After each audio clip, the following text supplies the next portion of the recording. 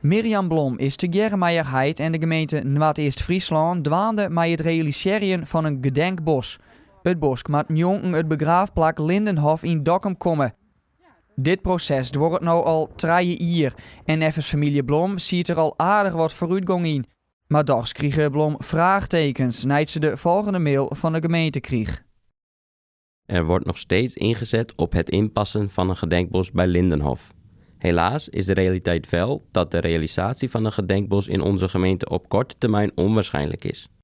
Om toch al een boom te kunnen planten, kunnen jullie overwegen om dit bijvoorbeeld in het gedenkbos van Leeuwarden te doen.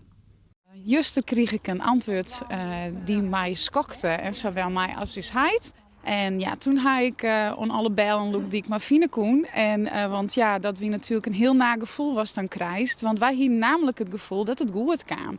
We snappen dat het net binnen 2 weken klaar is en dat het eventjes wordt. Iedereen moet er wat van vinden. Maar ja, plant maar een BMI-ljouwert, ja, dat skette echt verkeerd. En ja, dat kan eigenlijk net. Het gedenkbos had emotionele waarde voor de familie. De mem van Mirjam, haar wees, wie om na haar versterren in een beam te verrooien. Met je gelezen, dat deed me heel zeer. En daar kan ik heel weinig verder aan tafel. Dat me nog enorm zeer. Toen je dat lezen? Ja, verschrikkelijk. Ik weet niet hoe die mensen dat door te sturen. Dat is een verschrikking. Die man had nergens zo uitgedacht. Die had het misschien net zo bedoeld. Maar je moet wel weten, met gevoelens, hoe je mensen daar kwetsen kunnen op dat soort dingen te berichten. Mirjam had gelijk na het ontvangen van een mail contact opname met wethouder Hanneke Jouta.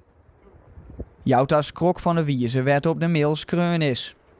Ik vond het echt net handig op skreun, dus ik vind het heel jammer dat dat gebeurd is. Ik denk dat de intentie erachter wel goed is, maar ja, als je het lezen dan kan ik me voorstellen dat dat heel zeer doet dat je dat lezen.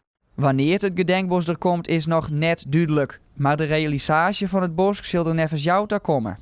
Het lijkt net helemaal stil, er wordt wel van alles dienen. En er wordt nou eerst een voorlopig ontwerp en dat moet dan door het college maar dat vastgesteld worden. Dus het is een hele procedure steeds maar die er onvraag gaat voor dat echt de schep in de groen gaat. En dat viel dan soms wel van ja, er gebeurt niks, maar er gebeurt van alles wel.